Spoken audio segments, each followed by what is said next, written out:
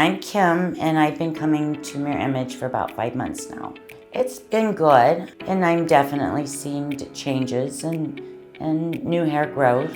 So I'm anxious to see, where we'll be in another 6 months. But we started with the PRP and ordered me all of the vitamins that I needed. We had that testing done.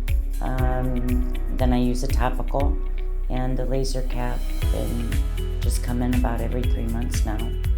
Oh, it's nice, yeah, because if you want to style it and box it up, you can take it with you as well. I just got back from a trip, and that was nice, having my hair completely ready to go just once I got there. Just put it on, and it saves a lot of time. Oh, she's hilarious. She's great. They're all great. They're very caring. They're always there too. Like if I have a problem when I'm at home, Leslie's always getting right back to me. But no, they're great. They're inspiring and they're a lot of fun. No, first of all, I would say start sooner.